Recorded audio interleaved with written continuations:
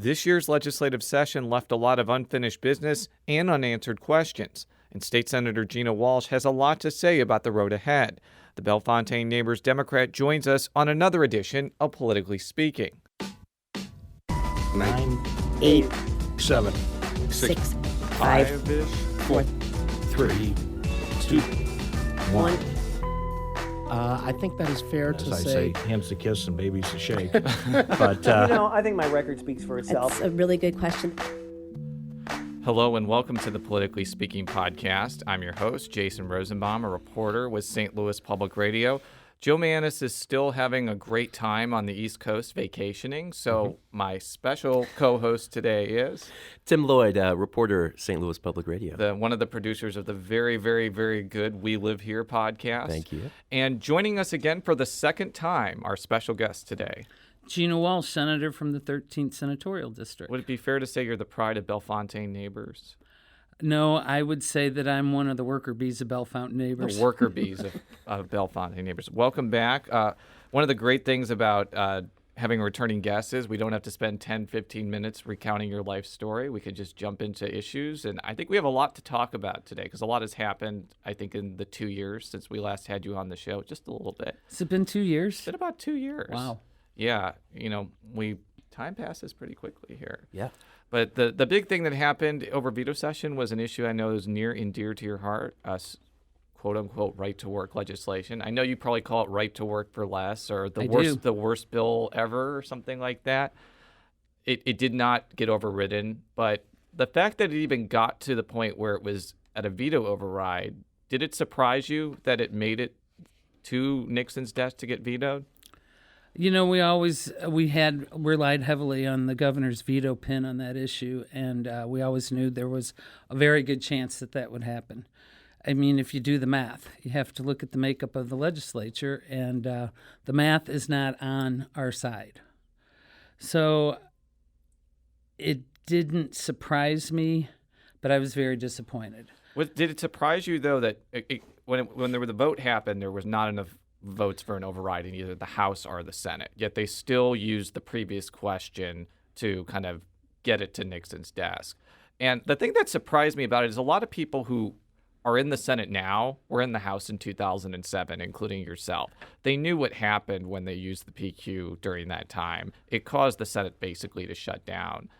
Did you get a sense like anyone knew what the consequences would be for doing that? You know, we were in the House when that happened, most of the members that are in the Senate now. So, I don't know. I don't know if they thought that we would just roll over, but you can't. The Senate's vastly different from the House. I mean, the PQ in the House is daily business. I know we probably shouldn't, but we have a pool every year to see how high the PQ count would get in the House. And every year it just increases and increases. So I was pretty surprised that it was used. We were prepared to talk forever and ever.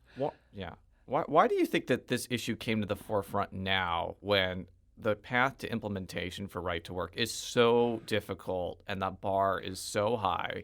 Yet when you were in the House from 2005 to 2009, when there was a Republican governor and a Republican legislature, it was never a major issue of concern for the legislature. Why do you think it's such a big issue now? Well, at that time, the governor himself said that he would not support a right-to-work issue, the Republican governor. Matt Blunt, by the way. Yes. And, I'm a Democrat. I've been a Democrat all my life. I'm also a labor person. And as a labor person, labor people know that issues like right-to-work does not have a political party attached to it. People in the legislature, or at least the rank and file members, don't think it does. A lot of the labor union members in St. Charles County are not Democrats. We'd like to think they are, but they're not. You can just look at the numbers out there and who they're electing. So the folks on the other side of the aisle that voted to sustain the governor's veto, they were representing the people that put them in office. And just for context, about 20 Republicans voted against I overriding believe the there veto. was 27. 27 maybe. I'm not sure what the number is. I'll have to look at that after that. But during session, I think there were 4 Republicans in the Senate who voted against it: Tom Dempsey, Paul Wieland, Ryan Silvey, and Gary Romine. And someone like Paul Wieland said pretty out front during his campaign and afterward that he was not supportive of right to work and that none of his constituents in Jefferson County asked him to vote for it. I know he was kind of talking about the whole Planned Parenthood issue kind of in the interim, but clearly it's a situation where someone in districts where there's a lot of union representation has to think about that. Well, and we have done a very good job. Union membership has done a very good job of getting their message out to their elected officials. I received letters from my district, and this time, I don't know if you remember a few years ago when we had this in the House, we shut down the computers all shut down because they were flooding everything. I actually do remember that. You remember that? And it was all form letters. I received over 500 letters this last session on this issue before the veto session. These were handwritten notes. They were from members. They were from members' wives. They were from their kids. One would say, I'm a college student somewhere. My dad's union wage paid for me to go to college. So it wasn't a form letter like we're used to doing. It was a whole different tactic. It was boots on the ground, knocking on the door, grassroots effort. Was there one of those letters that stood out to you, the one that you just kind of really, really remember vividly, one of those handwritten The one I letters? just talked about, Yeah. hearing from college students, because I have always, I went to high school and apprenticeship school with and worked in the summers with the same group of kids I grew up with, and we all ended up in the trades, and some of them, their kids when they were 16, they're driving nice cars, and it was my contention that some of these kids forgot where they came from. They forgot how that wage was earned to buy that car or to pay that tuition in school. And the college students stuck out to me because I sent 3 kids through college on that wage.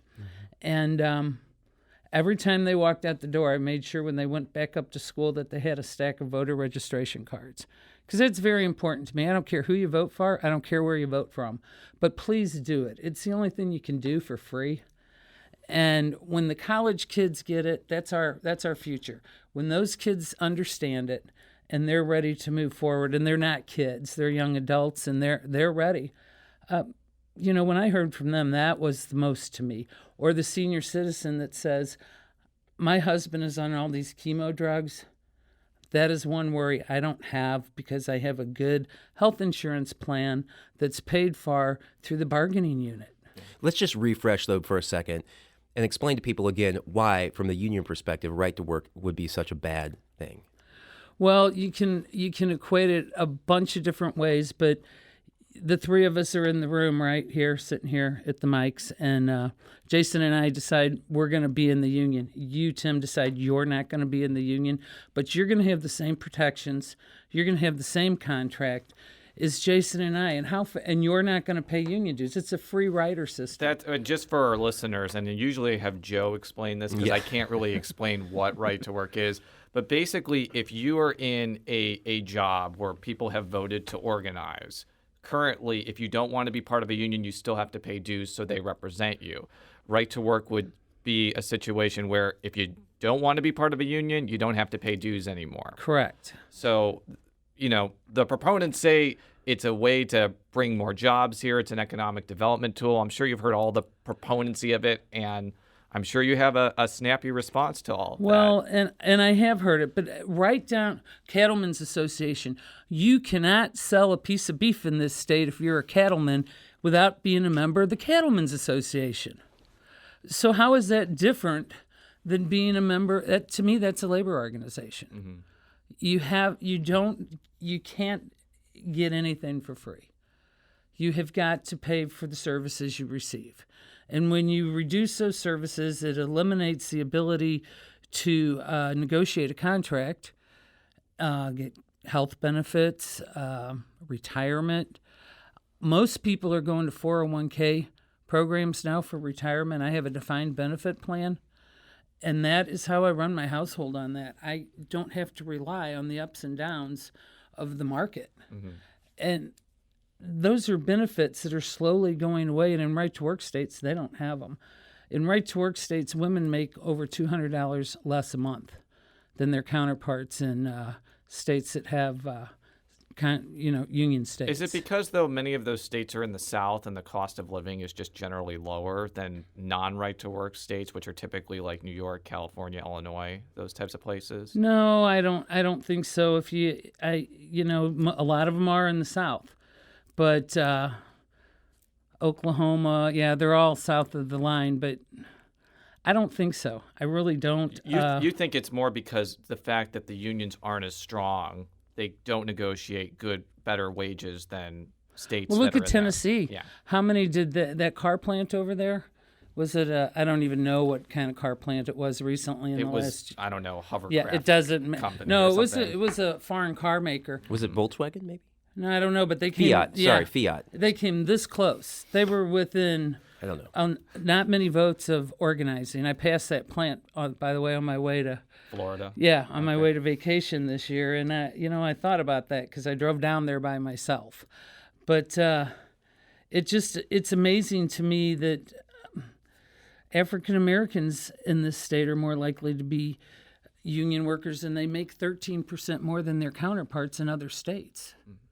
That's a lot of money. Well, let's talk about that. I mean, because Okay. this has been a long-standing. There's a long-standing sentiment among many African American workers that the unions are not inclusive. How would you respond to that sentiment? Well, first of all, the unions do not do the hiring, at least not in our building trades, which I am a member of, which, and when I tell you building trades, pipe fitters, plumbers, carpenters, anybody that would be building a building down here on Grand Avenue. We don't hire, our contractors hire.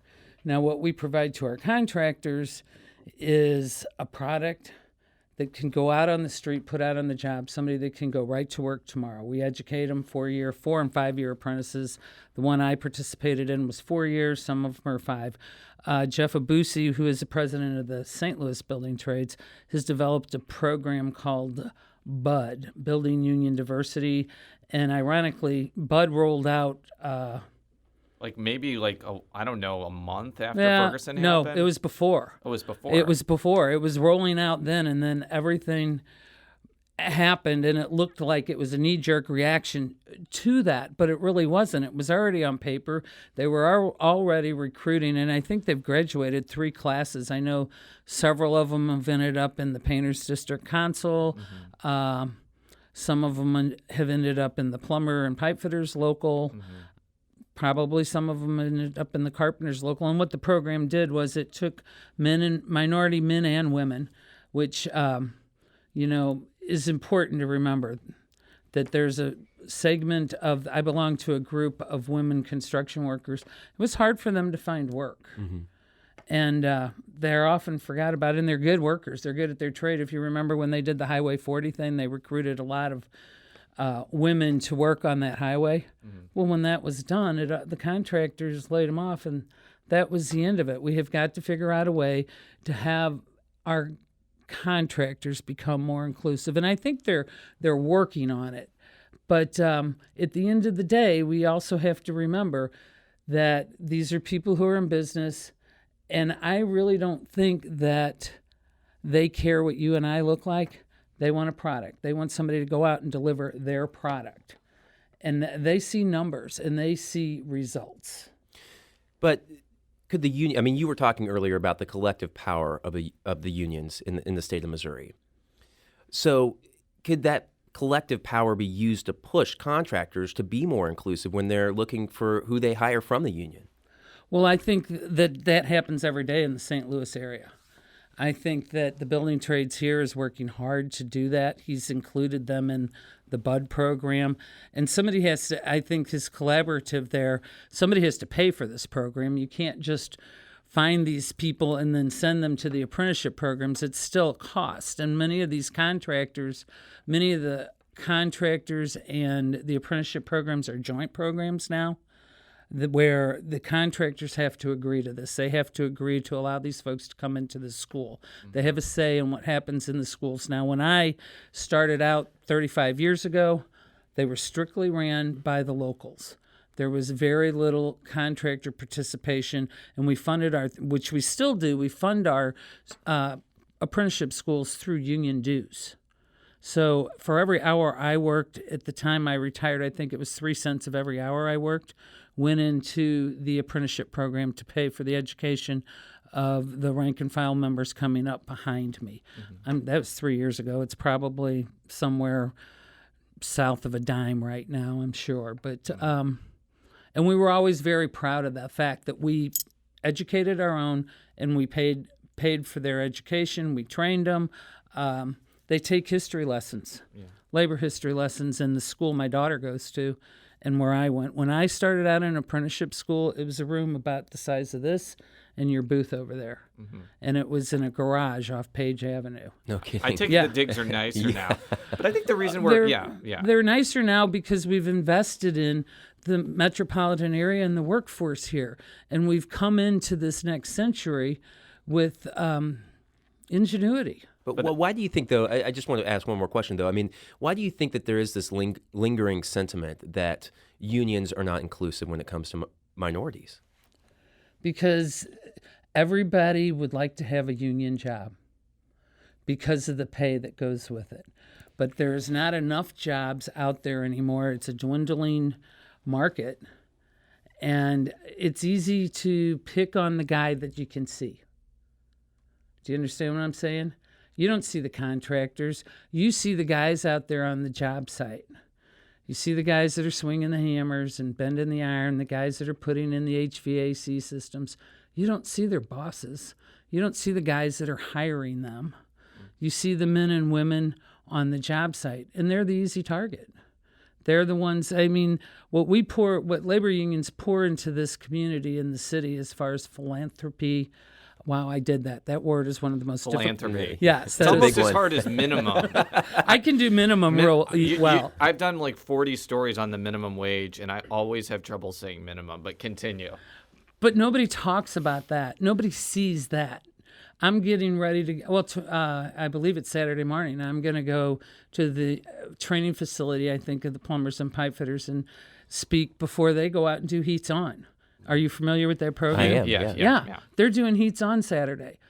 Well, and for the people at large that are listening to this, they're going to go out. They are going to spread out like a giant web across the city and county and start fixing furnaces and making sure that folks' systems are working for the winter months. And they're going to do it all for free.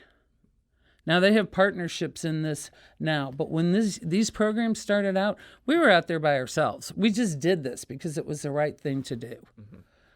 And I think when you're out on Front Street, you're an easy target. So like I said, people don't see the contractors. They see the fact that they see all these men out there on the construction site. And I am not saying that it's all good. 35 years I spent in the trades, and I seen some movement in those 35 years where I would walk onto a job and I wasn't the only woman.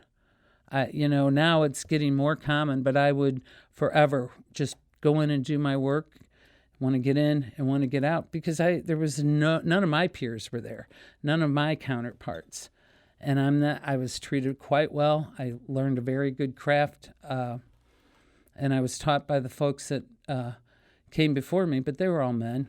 Right. There were no other women, and there was more people of color than were women.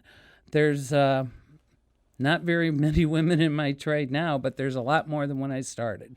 Well, we want to shift gears a little bit because your North St. Louis County-based district includes a very small part of Ferguson and even more of Dellwood, which was a city that was impacted by the Michael Brown shooting unrest. I just want to ask very simply, over this last year plus, what were kind of your impressions of what happened in North St. Louis County and in Ferguson and Dellwood, and just the national swarm that came over a part of the region that you've lived in all of your life, basically? I have lived out there all my life, and I'm very proud of the municipalities out there and how they have handled the national news media, and not necessarily like their leadership, but the folks that live there. If I go to the beauty shop to get a haircut, I see a woman from Ferguson all the time. And she's a senior citizen, and she says, I just want these people to go home. I said, who do you want to go home? Well, all these reporters, things like, the all National, not folks you like guys. Jason. You guys, they don't. She said to me one time, I wish somebody would understand that. And this was after the last bit of fires, the big deal over Grand jury in, decision in yeah, November in of Dellwood, last year. yeah. She says, I wish people would understand where we live. She says, what happened last week, it was Monday night, I believe. It was. She said, that was in Dellwood. And she says, and I pray for the mayor of Dellwood every day. And they were doing such great things in Dellwood, but to Mayor Jones's credit, he did not miss a beat. He said he was going to take care of his city. He was going to take care of his small businesses. And he just got to work the next day. He was out there the next day doing press conferences saying, look at this, who's going to come in and help us? And now a lot of the businesses are opening back up. There's one that has moved down the street and Hall's, further north onto Hall's Ferry. She was up on West Florissant. Was that a clothing store? Yes, it was. Yeah. She just opened her new store. I think I remember. But the folks that live out there, they're resilient. Yeah. And they're not going to they're not going to give up their community, their sense of community. One of the things I wanted to talk about was that in the run-up to the grand jury decision, there were, I think, a bunch of press conferences from the governor, from the mayor, the then county executive, and they were talking about how they were going to be ready for the decision and how they were going to protect lives and speech.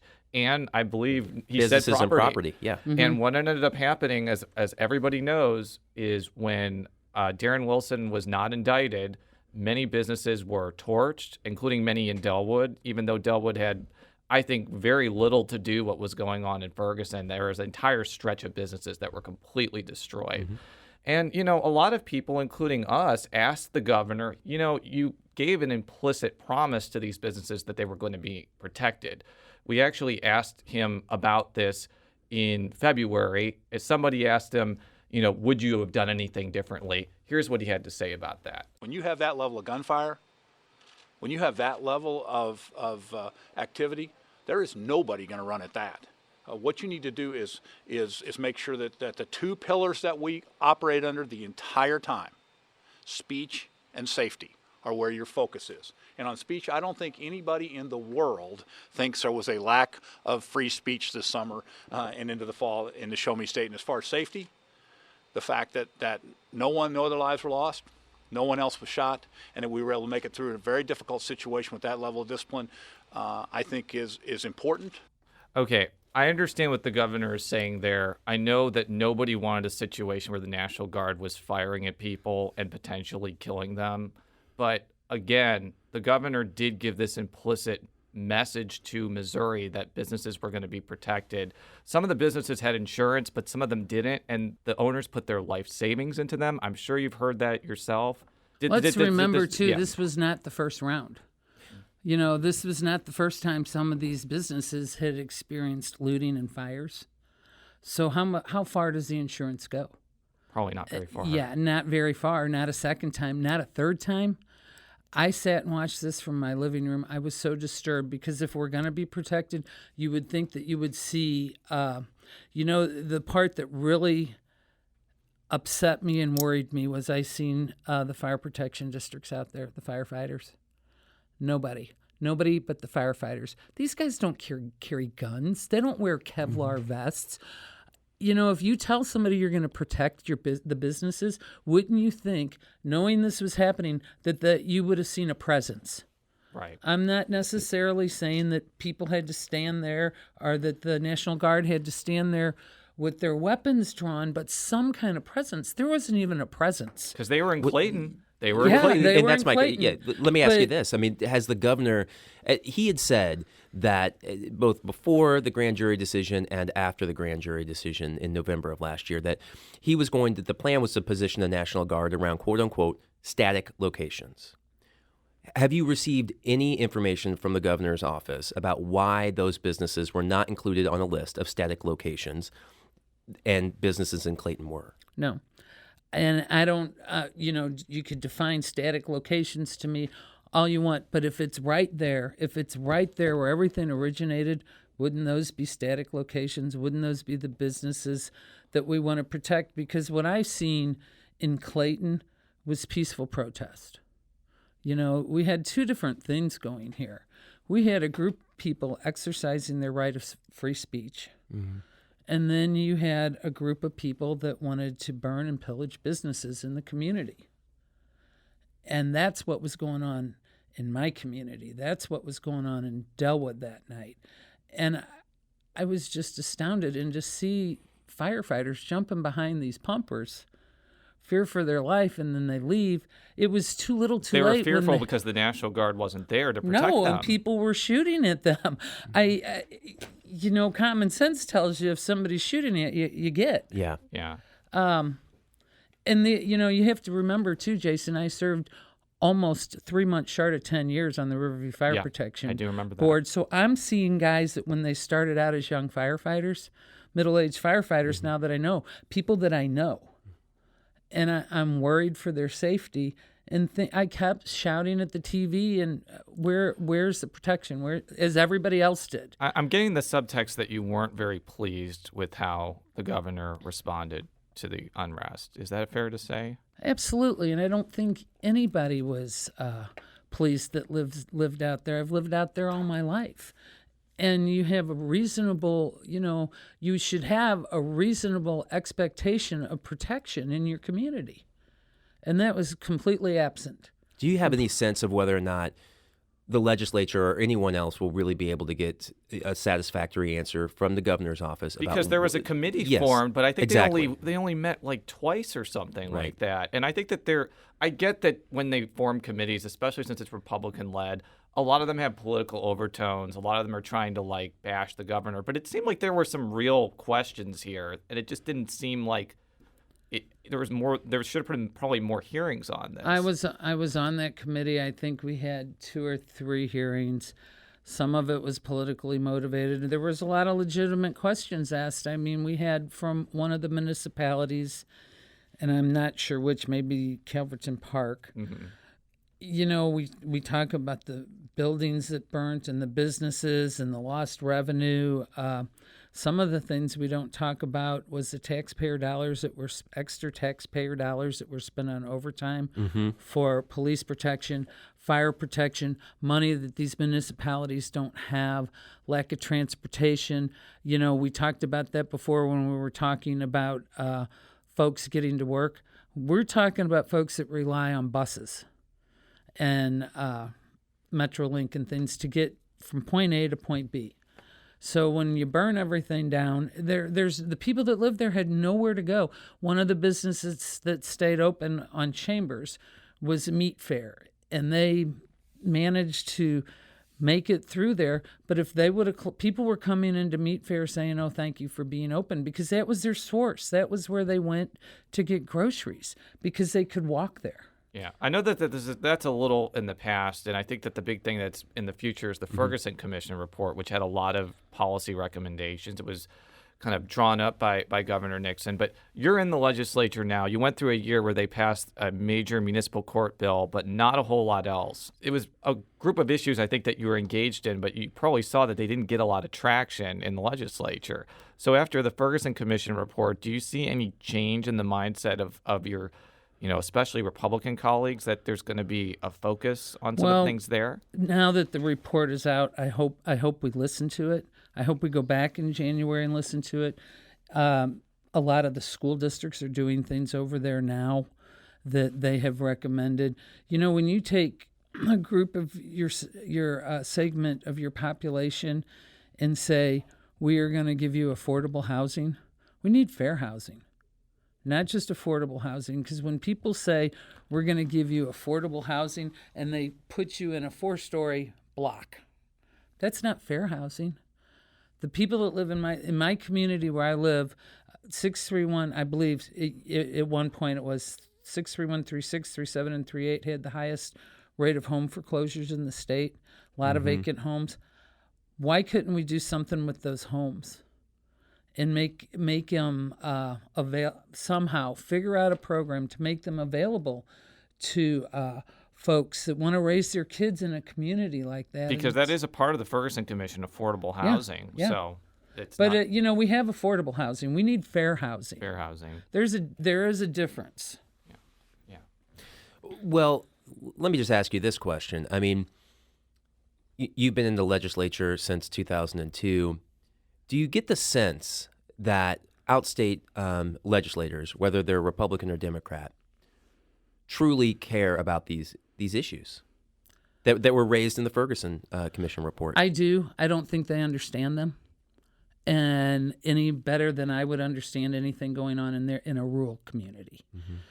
We had discussion about Coldwater Creek at the end during veto session, and we had discussion about the landfills over in Bridgeton, and two very colleagues of mine, Republican colleagues from rural areas, asked me, are these issues true? I said, well, one of them's an engineer. I said, you really need to come in and sit down and look at the science and see what's going on to understand the issue.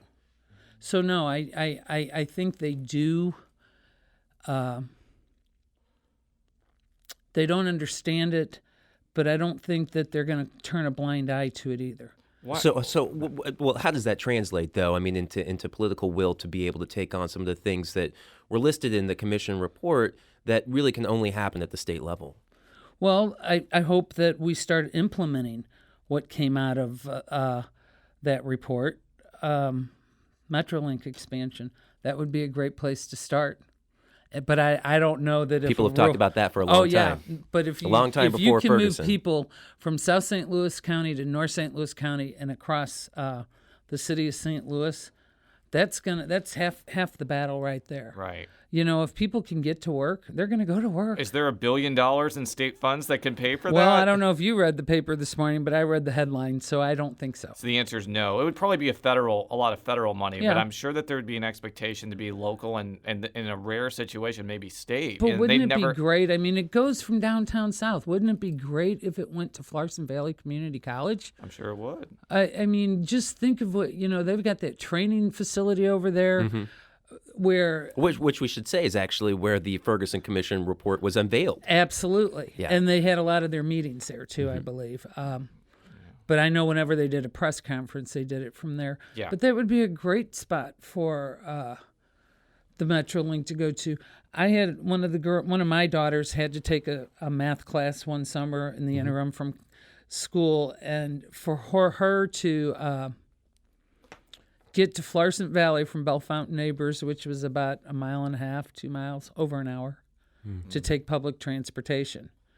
So, and some days she had a car, some days she didn't, some days she rode a bike. But it's interesting you're bringing these points up because transportation and housing were major aspects of the report. But I think that the things that got the most attention, including from people like me, are the law enforcement aspects of it, which seem to be pretty controversial in Missouri. Would it make more sense for legislators to focus on the non-law enforcement piece, or is that going to have to be a critical thing? I think they all have to go hand in hand. And I think to do the law enforcement piece, I don't understand all the problems that seem to crop up when we talk about body cameras and different aspects. But we need to sit down with that community. When you say that community, do you mean law enforcement? Okay, absolutely. just wanna make sure. And see what the issues are. See what the problems are and where they lie. And, don't say, we have to stop saying we can't do this. We have to start asking how we can do it. Because there have been ourselves. other states, including very conservative states like Texas and moderately conservative states like Colorado, which have gotten through the body camera issue by having law enforcement at the table and coming up with something that doesn't make everybody happy, because you have to have the whole issue of when you release body camera footage, but they got something done. Right. So, well, and I look at that, that is a win-win, just looking at it from the surface. If somebody that doesn't know all the ins and outs and reasons why you shouldn't do it, I look at it as protection for the law enforcement officer as well. If I was a law enforcement officer, I'd want one. Yeah. Especially when we don't have the funds to police our streets as we should. We have one police officer in a vehicle I think that we should have 2 officers on the street. It's something we need, but it's something we can't afford. What about in terms of officer-involved shootings? Should a special prosecutor be appointed to investigate those incidents? I never supported a special prosecutor. If there was legislation there to do that, I would consider it. But the prosecutor was elected in the county to do a job. And I know that the prosecutor comes from a law enforcement family and that people held that against him. But when you take an oath of office, I know that when I took my oath of office, I left all of the what ifs behind. In every, I have a job. I'm charged with a job, and I would hope that the prosecutor that was elected by the people would see his job the same way. But I have more of an open mind to it now than I did a year ago. Because I think that, the person you're referencing is Bob McCullough, the St. Louis County prosecutor, and he was on our show a couple months ago. I was very much opposed to this idea. He brought up, I think, some logistical problems with it. Like, first of all, he mentioned what happens if he's elected attorney general or somebody who's very, quote unquote, pro-police is elected attorney general. Well, then the whole issue of removing bias kind of gets washed out. There's also the issues of if there's a shooting in like a very rural area and the attorney general can't get there quickly enough, because if you make this statewide, for example, there could be logistical problems like having someone investigate things like that. This would probably have to be sorted out in details. Well, I would it would imagine. have to be sorted out, and I have always, I don't like picking a spot like St. Louis County and saying we're going to do it here, but we're not going to do it in Kansas City, or we're not going to do it in Mocaine, Missouri. You can't do it in Kansas City because Kansas City is represented by the attorney general, the police department, because it's state controlled. Yeah, that's true. So they wouldn't be a part of this, and that would be a major problem there. But we could probably discuss these issues all day. I do want to touch on one more topic, though, before we sign off. I've mentioned on Twitter, and I didn't mean this to mention disparately, that you are the only member of the legislature who's currently there who voted against putting an amendment banning gay marriage on the ballot in 2004. To put this in context, it passed by an overwhelming margin. Every Republican voted for it, I think, except for one voted present. And there were many prominent Democrats, including State Treasurer Clint Zweifel, former State Senator Paul Lavoda, even then Senate Minority Leader Ken Jacob, who is not known as a screaming conservative, who voted to put that on the ballot. Yet you were one of the people who voted against it. Obviously, gay marriage is the law of the land. Do you feel some vindication that you were right on that issue? Well, at that time, to me, it was a non-issue. I thought we were getting involved in people's inside their homes and in their bedroom. It's not our business. And as I told you before, I raised 3 kids. Well, and none of my children are gay, but if they're still my children, if one of the girls came home and said, "This is my partner for life," I'd say, "Great." I don't just quit loving my child. Nobody wakes up and chooses their lifestyle. I did not wake up and decide one day I'm going to be a blue-collar worker and this is how I'm going to live my life. I really believe that you're born into things, and this is where I'm at. No, there's no vindication. I just thought it was a huge waste of time then, and it's a huge waste of time now. I think what's going on in Kentucky is crazy. Why do we need to beat up on people? Yeah. And that's all we're doing. We had talked about this before we started rolling in the show, that you had wrestled with that vote a little bit. I did. I wrestled with it because when you're making a vote like that, you're thinking about your district because you're there to represent the constituents that sent you. But at the end of the day, a lot of times people say, well, what party are you from? And I'm a Democrat, but I say I'm of the party of common sense. And a lot of times you just have to let common sense be your guide and do the right thing, because some of these issues are very, you can just overthink them. You can think about what they're going to do to your next election cycle. And then other times you just have to get in there and do what your heart and your mind is telling you the right thing to do. Why do you think, though, that some of your prominent Democratic colleagues either didn't oppose that amendment or didn't oppose gay marriage until very recently? Even someone like Claire McCaskill, although she opposed that amendment, I have to mention that there, didn't come out in favor of gay marriage, I think, until 2012, 2013. Same with the governor. It was just difficult politically for people to say, it's okay for gays and lesbians to be married at that point in time? Well, I think that Missouri is conservative, and I think that plays a lot into it. And as I said before, people worry about the next election cycle, and I think a lot of folks truly wrestle with these issues, and they're not sure. I can't explain their votes, and I can't defend or not defend them. I can only defend my own record, and sometimes you just have to do the right thing. So what I think is the right thing may not be what one of my colleagues in the Missouri House might think is the right thing, and it was obvious because I was on the losing side of that vote that day. Yeah. But I'm proud of that vote, and I thank you for reminding me about it every time the issue comes up. I'm always there on Twitter to make you feel better. My last question for you, though, I think the one lingering thing from a policy standpoint is bringing the LGBT community into the human rights statute, which is called MONA. That was something that actually came kind of close to passing a couple of years ago. It passed the Senate, which was kind of surprising. I don't think it got any momentum the last couple of years. See any momentum for that next year? Somebody carried it last year, and maybe Senator Kevney. And it was Kevney, I think Stephen Weber as well. Yeah. And Weber, I would hope so. Yeah. It's the right thing to do. I mean, why?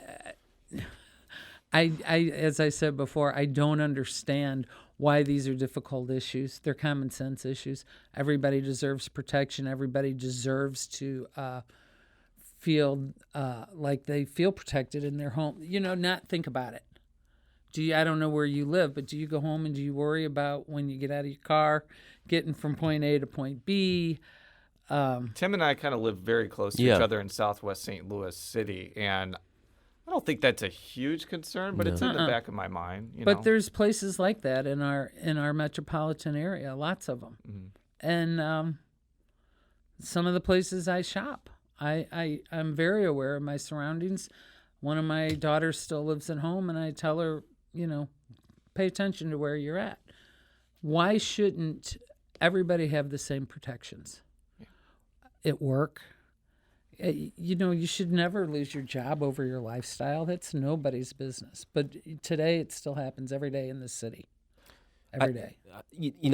I've got one last question as well, and No, you don't. Yes, I do. I swear. You both keep saying they're one last questions. Well, we're sneaky reporters. We'll take as much as we can get. We apologize. I hear CNN knocking. They're going to steal you from our. Oh, come on. Yeah, Don't compare us to CNN. These are good digs. Like, what are you talking about? They are good digs. No, all I listen to is public radio. No offense to people who work at CNN, but continue. Well, I'm going to make a hard transition from kind of something, some lightheartedness to something serious. I have to ask, too, as a woman who's been in Jefferson City for more than a decade now, a lot of questions have been raised about how women are treated in the state's capital. From your perspective, what needs to happen to make sure that Jefferson City is more inclusive and that women, whether it's an intern or a state representative or a state senator, feel comfortable working in Jefferson City and fairly treated? I think people need to act like adults. We start talking about... I about died when I read somebody said maybe we need a dress code. Are you kidding me? So once again, we're going to blame the victims for somebody else's bad behavior? That was crazy. That is, act like an adult. You're elected. You're not any more important than the person that sent you up there.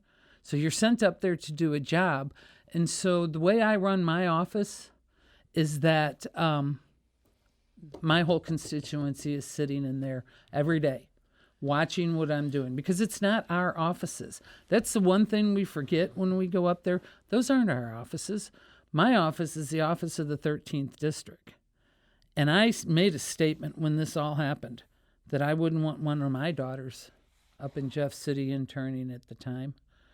And it's all, every time something like that happens, we still fall back to 30 years ago where we blame the victim.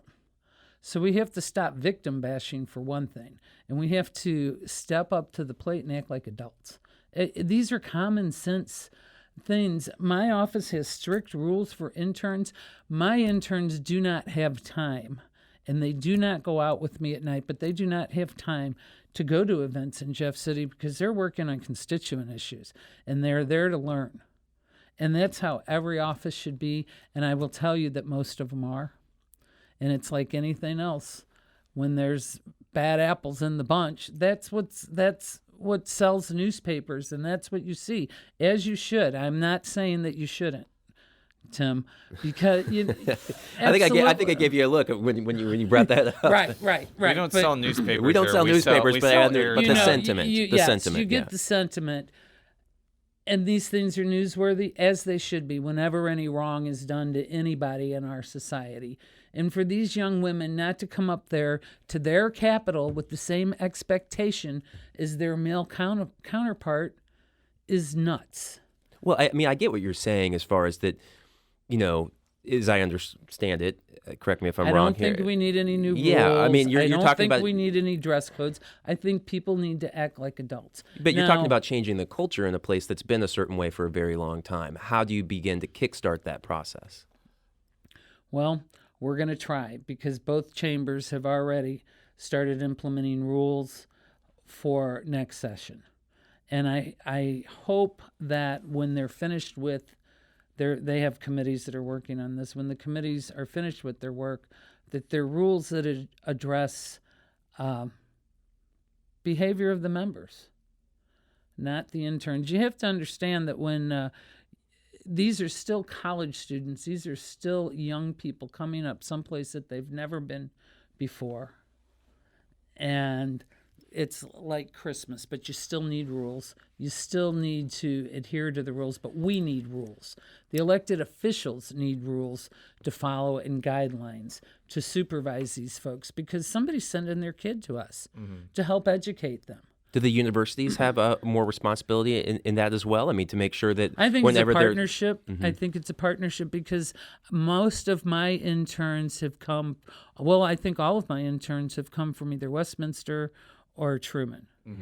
And both of those programs are very well monitored.